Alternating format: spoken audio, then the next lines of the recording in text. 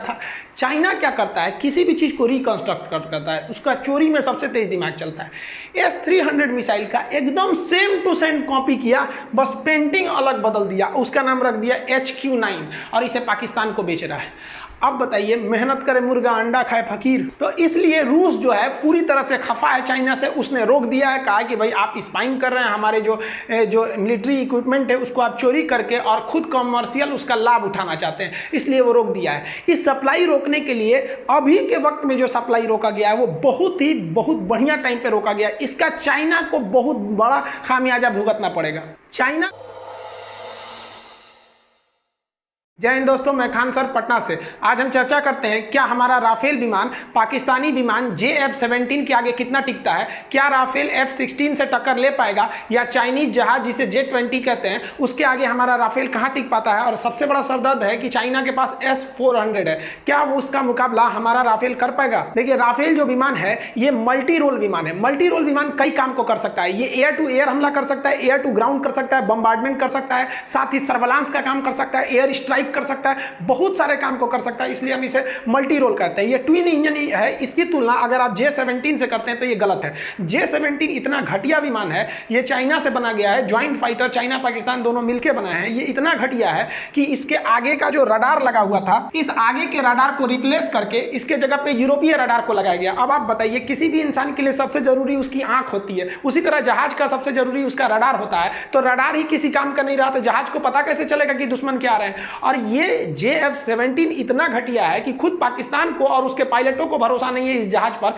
इसलिए कभी भी पाकिस्तान JF-17 को भारत के बॉर्डर के करीब नहीं रखता है। जबकि पाकिस्तान की दुनिया में केवल हम ही लोग से तो एक तो उसको टेंशन है, और वो उसको अफगानिस्तान क्यों रखता है। भाई साहब, अफगानिस्तान के पास कहाँ कोई फाइटर वोटर है, वो कहाँ लड़ने आते हैं, वहां पर तो खुद ही अभी इंटरनल इशू चल रहा है, तो वो इसको नहीं रखता है। वो किसे सामने रखता है, तो F-16 को रखता है। F-16 में एक प्लस पॉइंट ये है कि दुनिया में इसने बहुत सारी लड़ाइयों में रोल निभाया है, लेकिन पाकिस्तान के साथ एक प्रॉब्लम यह है कि जो हमें राफेल मिला है वो एकदम एडवांस वर्जन है, और पाकिस्तान का जो F-16 है ये भी मॉडर्न है, लेकिन बहुत से मामले में वो राफेल की बराबरी नहीं कर पाएगा। ये ट्विन इंजन है, ये सिंगल इंजन है। एक और चीज ये है कि भारत का जब चाइना से युद्ध होगा तो पाकिस्तान चाइना के फेवर में आएगा, तो भारत के कहने पर अमेरिका F-16 की सप्लाई रोक देगा, इसके जितने इंस्ट्रूमेंट है उसको रोक सकता है। तो पाकिस्तान के पास एक सरदर्द है ये कि इसकी पूरी तरह से आप कहिए तो कमांड अमेरिका के पास है। तो राफेल की बराबरी F-16 और JF-17 को लेकर पाकिस्तान कभी नहीं कर सकता है। राफेल की जो तुलना किया जा रहा है वो चाइना कह रहा है कि उसका J-20 से है।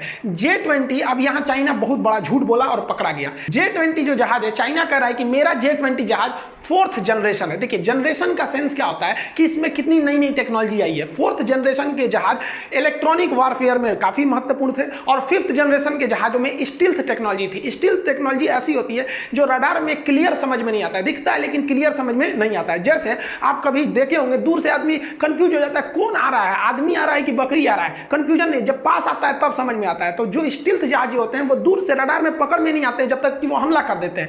तो चाइना ने खुद इस बात को एक्सेप्ट किया है कि उसका जो J-20 है वो 4th जनरेशन है, और उसने कहा है कि राफेल 3rd जनरेशन का है। जबकि चाइना के बात पे कितना कोई भरोसा करता है, उसके बात पे कोई भरोसा नहीं है, लेकिन वो खुद स्वीकार कर रहा है कि उसका 4th जनरेशन है। जबकि पूरी दुनिया जो इसकी मॉनिटरिंग करती है उसने स्पष्ट कहा है, एरोस्पेस एजेंसी ने कह दिया है कि जो भारत का विमान है राफेल वो 4.5 जनरेशन, यानी इसमें स्टील्थ टेक्नोलॉजी है, ये बच सकता है। इसका सबूत भी है कि जुलाई महीने में ही राफेल लीबिया में सारे एयर डिफेंस रडार को पार करते हुए जाके तुर्की के एयरबेस पर हमला कर दिया और लौट के भी आ गया। ये बहुत सारे युद्ध में भाग लिया है, ये आज तक किसी युद्ध में भाग नहीं लिए हैं। तो पूरी दुनिया ने साबित कर दिया ये 4.5 है, और ये कह रहे थे कि भाई मेरा, ये तो खुद ही कह रहे हैं कि 4th जनरेशन है। और ये स्टील्थ तो एकदम एक गलत बात है, क्योंकि अगर ये स्टील्थ रहता तो इसमें ये कनाट क्या कर रहे थे। कनाट स्टील्थ में ये 5th जनरेशन में लगाए ही नहीं जाते हैं। जो ये लोग कह रहे हैं कि ये 5th जनरेशन में, अगर आप भारत के देखिएगा तो यहां पे भी आपको कनाट दिखेंगे राफेल में। इसका मतलब इन दोनों की कैटेगरी सेम है। जबकि अगर आप देखेंगे स्टील्थ जहाज जो मॉडर्न है 5th जनरेशन के जहाज, उसमें कहीं पे भी आपको कनाट देखने को नहीं मिलेंगे। चाइना जो कूद रहा है उसका J-20, अरे भाई साहब, ये J-20 कॉपी किया है चाइना ने J-20 को हूबहू कॉपी कर लिया F-22 से। लेकिन F-22 राप्टर के पास कनाट नहीं है, इसकी स्पीड बहुत खतरनाक है, ये वाकई में काफी अच्छा ये एयरक्राफ्ट है, लेकिन कॉपी करेंगे तो कितना कर पाएंगे, कुछ खास कॉपी नहीं कर पाया। लेकिन इससे भारी पड़ेगा F-22। अब दुबई में एक एयर शो हुआ था जिसमें जहाजों की अपनी काबिलियत दिखाई दिखाई गई थी। उस एयर शो में ये राफेल इस स्टील्थ कहे जाने वाले जहाज जो रडार से बच सकता था उसको कई बार अपने मिसाइल में लॉक कर लिया। मिसाइल में लॉक कर लेने का मतलब है कि आप उसके रडार में पकड़ में आ गए और उसका मिसाइल आपको टारगेट बना लिया है, बस एक बटन दबाने की जरूरत है, इस पे हमला हो जाएगा, बच नहीं सकते हैं। तो इसमें क्या किया, केवल लॉक करके छोड़ दिया गया, मिसाइल पे हमला नहीं किया गया क्योंकि वो युद्ध नहीं था, वो एक तरह का एक्सरसाइज था। तो आप बताइए जब इसका बाप जो है F-22 ये पकड़ में आ गया इसके रडार में, तो इतना तो कंफर्म है कि ये भी पकड़ा सकते हैं। तो जब ये पकड़ा जाएंगे तो भाई साहब तुम्हारी क्या औकात, जिस पानी में हाथी डूब जाए उसमें गधा कहेगा कि हम पार कर जाएंगे। इनफैक्ट अभी दुनिया में अगर आप देखेंगे तो फाइटर एयरक्राफ्ट में जो स्टील्थ रियल मायने में है वो F-22 है और आपका F-35 है। F-22 को कई जगह यूज किया जा चुका है, F-35 को अभी यूज नहीं किया गया है। हालांकि स्टील्थ पर रसिया भी काम कर रहा है लेकिन अभी उसे पूरी तरह से कामयाबी नहीं मिली है। तो इसका मतलब यह है कि राफेल पर जो चाइना हमको आंखें दिखा रहा है उसकी तो पूरी तरह से खंडन हो जाती है कि हमारे राफेल के आगे ये नहीं टिक पाएंगे। क्योंकि देखिए ये भले बराबरी कर सकते हैं लेकिन ऐसा नहीं कि हमारे ऊपर ये प्रेशर बना सकते हैं। लेकिन इसके साथ एक प्लस पॉइंट है कि चाइना इसका प्रोडक्शन खुद करता है। राफेल जैसे ही भारत के एयर स्पेस में प्रवेश किया तो हिंद महासागर में भारतीय नौसैनिक जहाज INS कोलकाता ने इसका स्वागत किया। एक्चुअली ये आप देखेंगे तो ये एरो के सामान में ये लोग चल रहे हैं। अब इस जहाज के ना दो ठो आपको यहाँ पे सुखोई जो है ये हमारे नए नवेले जो राफेल हैं उनको स्कॉट करते हुए आगे बढ़ रहा है। और ये जो 5 राफेल है इसमें जो एरो का तीर की तरह बना रहे हैं, इसमें जो सबसे आगे है यही इस एरो को लीड कर रहा है, तो इसे एरो लीडर कहेंगे। इन दोनों में जो बातचीत हुई उसे समझिए। इंडियन नेवल वारशिप डेल्टा 6 जो है वो कह रहा है कि आपका इंडियन ओशियन में स्वागत है।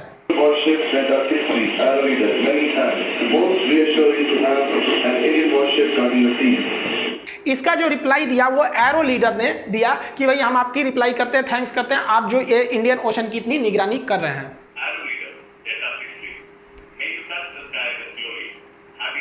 आप अगर एक चीज गौर करेंगे तो जो INS कोलकाता से आवाज आ रही है वो बड़ा क्लियर है क्योंकि INS कोलकाता जो है वो समुद्र में है, उसके लिए रेडियो सिग्नल बड़ा इजी है। लेकिन जो एरो लीडर की आप बात सुनेंगे इसमें घड़घड़ाहट है क्योंकि ये यहाँ पर ना ऊंचाई पे नेटवर्क नहीं रहता है, जो रेडियो सिग्नल्स आते हैं वो उतने क्लियर नहीं रहते हैं, जिस वजह से इसकी आवाज में भारीपन रहेगा।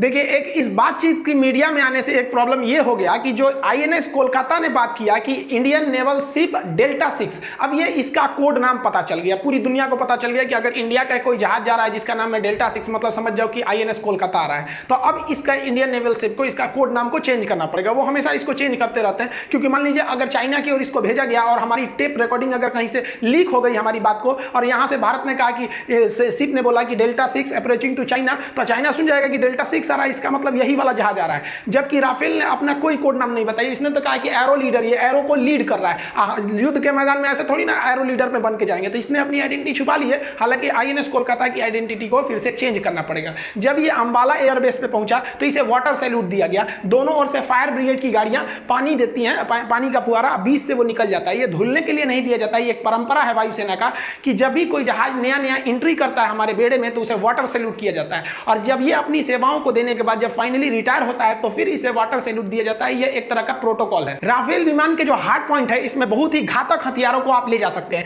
इसमें एक्स्ट्रा फ्यूल टैंक को ले जा सकते हैं जिसे हम ड्रॉप टैंक कहते हैं। ये मिसाइल नहीं होता है, ये एक्स्ट्रा फ्यूल टैंक होते हैं जिन्हें हम लोग एक्स्ट्रा में ले जाते हैं ताकि हम दूर तक जा सके। अगर दुश्मन हमला करने लगता है या हमें भाग के आना रहता है तो इसे ड्रॉप कर दिया जाता है, ये जमीन पे गिर जाते हैं। ये हवा में दूसरे विमान से जो इसका फ्यूल के लिए लगाया गया नीचे उसमें ये अपना नोजल लगाकर और इससे ये रिफ्यूलिंग कर सकता है, जिससे कि इसकी ड्यूरेबिलिटी बहुत ज़्यादा बढ़ जाती है और बहुत देर तक ये हवा में कलाबाजियाँ कर सकता है और दुश्मन को धूल चटा सकता है ये राफेल।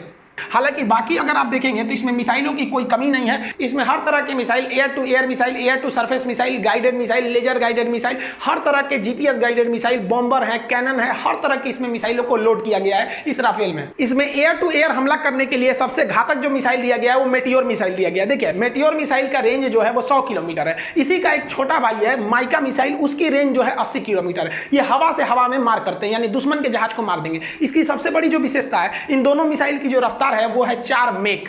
4 मेक का मतलब होता है ये ध्वनि की रफ्तार से 4 गुना तेज चलेंगे, जबकि चाइना के पास ऐसा कोई जहाज नहीं है जो 2 मेक से ज्यादा चल सके। इसका मतलब जितनी रफ्तार से तुम भागोगे उससे ये 4 गुना तुम्हें दौड़ाएगा, तो बचने की सवाल नहीं है। और इन मिसाइलों का जो एक नॉट स्केप जोन होता है, नो स्केप जोन, वो 60 किलोमीटर है। अगर आपको 60 किलोमीटर के एरिया में अगर राफेल ने पकड़ लिया तो आप भूल जाइए कि आप जिंदा बच के जाएंगे, क्योंकि इनकी रफ्तार इतनी भयानक होती है। एक्चुअली में राफेल को खतरनाक बनाते हैं यही सब उसके घातक मिसाइल बना देते हैं। इसके अलावा जो राफेल में सबसे खतरनाक है वो स्काल्प मिसाइल। इसकी जो रेंज है वो 560 किलोमीटर है और इतना डीप क्रूज कर जाता है। आप देखेंगे इस बम में, इस मिसाइल में विंग्स लगे हुए, इसे ड्रॉप करने के बाद ये नीचे आ जाता है और नीचे नीचे क्रूज करता है। नीचे नीचे क्रूज करने से फायदा क्या होगा कि ये रडार के पकड़ में नहीं आएगा। अगर चाइना ने उधर अपना S-400 मिसाइल लगा भी दिया है सिस्टम को, तो ये उसके पकड़ में नहीं आएगा और नीचे नीचे जाएगा। और ये पहाड़ के अंदर बने कितने भी मजबूत बंकर को तुरंत ध्वस्त कर सकता है। पहाड़ी लड़ाई में ये बहुत बेहतरीन है।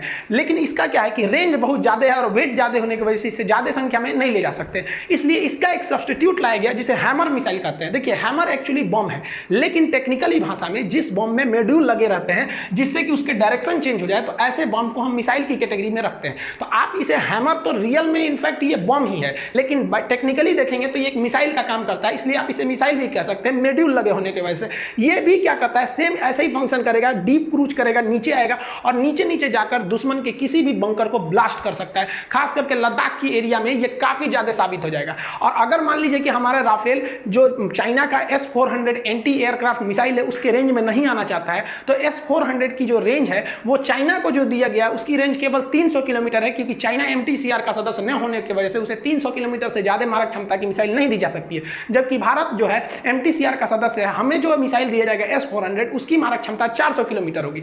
तो चाइना के एरिया में गए बिना, उसके मिसाइल के रेंज में आए बिना हम इस स्काल्प मिसाइल को छोड़ सकते हैं। और ये रडार में तो आएगा नहीं, डीप क्रूज करके नीचे नीचे चला जाएगा। क्रूज मिसाइल उसे ही कहते हैं जो नीचे नीचे जाते हैं, हालांकि बैलिस्टिक मिसाइल अंतरिक्ष से होकर आते हैं। राफेल के पास उसका 30 mm का एक कैनन भी लगा हुआ है, तोप के गोले लगे हुए हैं। अगर दुश्मन का कोई जहाज करीब में आता है तो उसे गोली से ही मार सकता है, या नीचे में अगर कोई दुश्मन का जमावड़ा ज्यादा है या टैंक तो उस पर भी बम बरसा सकता है। और ये परंपरागत बमों को भी बरसा सकता है, जो नॉर्मल बम होते हैं, चाहे उसमें कैनिस्टर बम क्यों ना हो। ये बम जो होते हैं वो नीचे आने के बाद डायरेक्ट जमीन पर ब्लास्ट नहीं करते हैं, जमीन से 10 मीटर की ऊंचाई पर ये कई टुकड़ों में बढ़ जाते हैं। और रियल में अगर ये बम को देखेंगे तो ये बम नहीं होते हैं, बल्कि बम का एक ग्रुप होता है जिन्हें बॉक्स में रख के गिराया जाता है, और ये जमीन के कुछ ऊंचाई पर जाने के बाद ये बम जो होते हैं कई टुकड़ों में ब्लास्ट हो जाते हैं। और वो कई टुकड़े, जहां जहां टुकड़े गिरते हैं वो एक्चुअली टुकड़े नहीं रहते हैं, वो रियल बम होता है और वो कई जगह पे ब्लास्ट करते हैं। इससे फायदा क्या होता है कि एक बहुत बड़े एरिया में अगर हम सिर्फ एक बम गिराते हैं तो नीचे आके वो केवल ब्लास्ट नहीं होता, टुकड़ों में बिखर जाता है, और वो बिखरे हुए टुकड़े जहां गिरते हैं वहां पर ब्लास्ट करते हैं।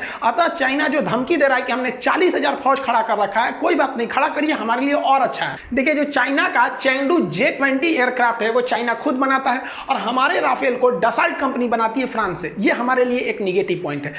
चाइना जब चाहे जितना चाहे वो बना सकता है अपने J-20 को, और हम लोग को फ्रांस पर निर्भर रहना पड़ेगा, और फ्रांस जो है वो डिलीवरी कितना देर में देता है ये डिपेंड करेगा। लेकिन अच्छी बात यह है कि फ्रांस ने आश्वासन दिया है कि भारत को किसी भी हथियार की कमी होने नहीं देंगे। यदि भारत को इमरजेंसी प्रिक्योरमेंट करना पड़ेगा तो फ्रांस अपने वायुसेना में से जो लेटेस्ट राफेल है उनको निकाल के भारत को दे सकता है कि आप इसे यूज कर सकते हैं। इतनी बेहतरीन रक्षा संबंध है। जबकि चाइना का रूस से रक्षा संबंध बिगड़ रहा है, उसे भी हम अभी चर्चा करते हैं। उसके बाद अगर आप रेंज की देखेंगे तो चाइना को पता है कि उसके जहाज का रेंज कम है, इसलिए उसने इस चीज को दिखाया ही नहीं है अपने ग्लोबल लेवल पर। लेकिन जो विश्वसनीय सूत्र हैं उनसे पता चलता है कि 3400 किलोमीटर रेडियस में इसका क्या एक एरिया होता है, यहां तक में ये रेंज है, इतने दूर तक ये हमला कर सकता है। जबकि रफाल की बात करेंगे तो इसका जो रेंज है 3700 किलोमीटर है, यानी इससे ज्यादा है रेंज के मामले में। अगर आप इसकी मैक्सिमम स्पीड देखेंगे रफाल की तो 2130 किलोमीटर प्रति घंटा है, और उसकी 2223 है। हल्का सा स्पीड के मामले में उसे थोड़ा सा एज प्राप्त है। अगर आप इसकी सर्विस सेलिंग यानी ऊंचाई की बात करेंगे तो हमारा जो राफेल है वो 15,000 मीटर की ऊंचाई पर जा सकता है, फीट नहीं 15,000 मीटर की ऊंचाई पे। जबकि अगर आप इसकी देखेंगे J-20 की तो ये 20,000 मीटर की ऊंचाई पे जा सकता है, लेकिन यहीं पर इसका J-20 मार खा जाता है। एक्चुअली अगर आप ज्योग्राफिकली देखेंगे तो ये एरिया काफी हाइट है। काफी हाइट होने की वजह से वहां पर जहाजों को ऑक्सीजन की कमी होने लगती है, जिस वजह से वो ना ज्यादा फ्यूल ले जा सकते हैं और ना ही ज्यादा हथियार ले जा सकते हैं। फ्यूल कम होने की वजह से उनका रेंज घट जाएगा, ज्यादा दूर जा नहीं सकते हैं, लौट के आना पड़ेगा, नहीं तो फ्यूल खत्म होगा, धब दे गिर जाएंगे नीचे।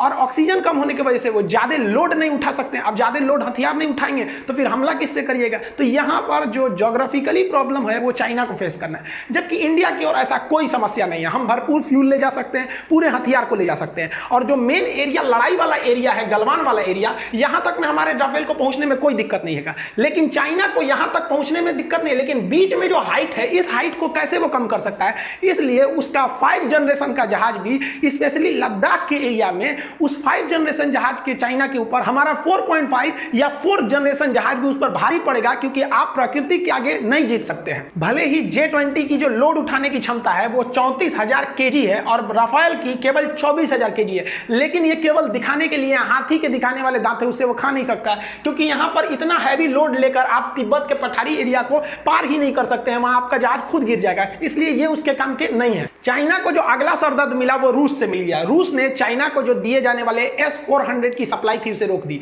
जो उसने पहले यूनिट भेज दी है, 2 से 3 यूनिट, बस उतना ही दिया है, बाकी की सप्लाई रोक दिया। और इसके तजुब होगा आपको जानकर कि जिसकी सप्लाई रोका है, चाइना ने उसका एडवांस पेमेंट कर रखा है। वो इसी के दम पर वो कूद रहा था कि क्या कर लेंगे एयरफोर्स इंडिया की, अब उसने सप्लाई रोक दी है। जबकि राजनाथ सिंह से कहा है कि भारत की सप्लाई नहीं रुकेगी, भले ही कोरोना कितना भी अपना कोहराम मचा दे। तो ये देखिए, अब ये सप्लाई क्यों रोक दिया है, तो रीजन समझिए। जो रूस का S-300 मिसाइल है, इसे चाइना पहले खरीदा था। चाइना क्या करता है, किसी भी चीज को रिकंस्ट्रक्ट करता है, उसका चोरी में सबसे तेज दिमाग चलता है। S-300 मिसाइल का एकदम सेम टू सेम कॉपी किया, बस पेंटिंग अलग बदल दिया, उसका नाम रख दिया HQ-9 और इसे पाकिस्तान को बेच रहा है। अब बताइए, मेहनत करे मुर्गा अंडा खाए फकीर। तो इसलिए रूस जो है पूरी तरह से खफा है चाइना से, उसने रोक दिया है, कहा कि भाई आप स्पाइंग कर रहे हैं, हमारे जो मिलिट्री इक्विपमेंट है उसको आप चोरी करके और खुद कमर्शियल उसका लाभ उठाना चाहते हैं, इसलिए वो रोक दिया है। इस सप्लाई रोकने के लिए अभी के वक्त में जो सप्लाई रोका गया है वो बहुत बढ़िया टाइम पे रोका गया। इसका चाइना को बहुत बड़ा खामियाजा भुगतना पड़ेगा। चाइना ने क्या सोचा कि गलवान के एरिया में हम यहाँ इंडिया को फंसा के रख लेंगे और इस एरिया में ताइवान और जापान को फंसा लेंगे, क्योंकि उसे पूरी तरह से कंफर्म पता था कि अगर हम यहाँ S-400 मिसाइल को तैनात कर देंगे तो यहाँ से जहाज एंट्री नहीं कर पाएगी, और यहाँ तैनात कर देंगे तो इंडिया का एयरफोर्स यहाँ से एंट्री नहीं कर पाएगा। लेकिन हो गया उलट, जो चाइना का पास S-400 मिसाइल है वो खुद ही इतने पर्याप्त नहीं है कि इस पूरे एरिया को कवर कर सके S-400 यहाँ पर, तो वो यहाँ कैसे कवर कर पाएगा। तो एक लिए चाइना के लिए सरदर्द हो गया, यहाँ लगाओ या यहाँ लगाओ, क्योंकि रूस ने तो रोक दिया है वहाँ पर। और यहाँ पर क्या किया है, ताइवान पूरी तरह एग्रेसिव हो गया है, जापान एग्रेसिव हो गया है, और यहाँ पर डोनाल्ड ट्रंप जो है वो इतने भी भड़के हुए हैं चाइना पर कि वो प्रोटोकॉल तक भूल गए हैं। उनको कहना चाहिए कि चीन के राष्ट्रपति की ये नीतियां गलत है, तो सीधे नाम लेके बुला रहे हैं कि शी जिनपिंग की नीति गलत है।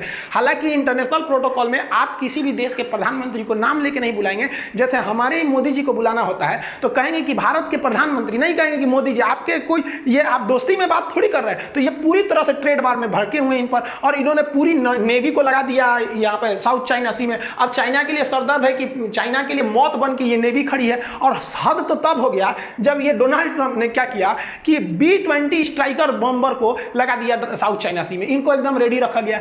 ये अभी के वक्त में सबसे घातक स्ट्रेटेजिक बॉम्बर है। स्ट्रेटेजिक बॉम्बर उसे कहते हैं जो बहुत दूर तक जाके बम गिरा सकता है, और ये इतना बम गिराता है कि जिस तरह से कारपेट कालीन बिछाया जाता है उस तरह बिछा देता है। और ये अभी तक का सबसे एडवांस स्टील्थ है। ये एक्चुअली फाइटर नहीं है, ये बम गिराने के काम में आता है। तो स्टील्थ बॉम्बर में ये अभी सबसे खतरनाक है। इसको अगर ये घुस गया ना तो इसको तो S-400 भी अच्छा से नहीं डिटेक्ट कर पाएगा, बहुत ही कम डिटेक्ट कर सकता है इसको। कोई भी चीज़ 100% इनविजिबल रडार में नहीं हो सकती है। तो अब चाइना के लिए सरदर्द है कि भैया S-400 को इधर लगाओ कि इधर लगाओ। उस पर से मोदी जी अब आप हाथ जोड़ने से काम नहीं चलेगा, अब हाथ चलाना पड़ेगा, इधर उधर अब हाथ पर चलाइए। क्योंकि देखिए, आप अगर चाइना को, भारत को सोचेंगे कि वसुधैव कुटुंबकम, तो वो इंसान नहीं है जो इंसानियत से सुधरेगा। अब हमें भी कड़ा एक्शन लेना पड़ेगा। भारत सरकार यहाँ सबसे बड़ी गलती क्या करती है कि हम direct face to face China से लड़ना चाहते हैं। मोदी जी, हम भी आपसे पर्सनली कहना चाहते हैं कि चाइना हमसे फेस टू फेस नहीं लड़ता है। चाइना हमारे लिए पाकिस्तान को खड़ा कर देता है, और अमेरिका से लड़ना रहता है तो उत्तरी कोरिया को खड़ा कर देता है, किम जोंग को। अब क्या है कि भारत को भी क्या करना चाहिए, वियतनाम को खड़ा कर देना चाहिए चाइना के लिए। और डबल टॉर्चर करो, यहां से भी करो, यहां से भी करो, यहां से ताइवान है, यहां से आपका जापान है, लेकिन Bharat direct face to face करता है। अभी भारत के पास बहाना है कि आप उसके ट्रेड को बहुत अच्छे से रोक सकते हैं। तो हमें रक्षा के मामले पे बॉर्डर पर मनोवैज्ञानिक रूप से हर तरह से चाइना पर दबाव बनाना पड़ेगा, क्योंकि चाइना शराफत से सुनने वाला नहीं है। उम्मीद करते हैं कि हमारी गवर्नमेंट इस पे बहुत ही कड़ा एक्शन लेगी, ताकि आने वाले वक्त में कभी भी चाइना हिम्मत न कर सके भारत पर ऐसा दुस्साहस करने के लिए। मिलेंगे अगले हफ्ते इसी वक्त, तब तक आपसे विदा लेते हैं। जय हिंद।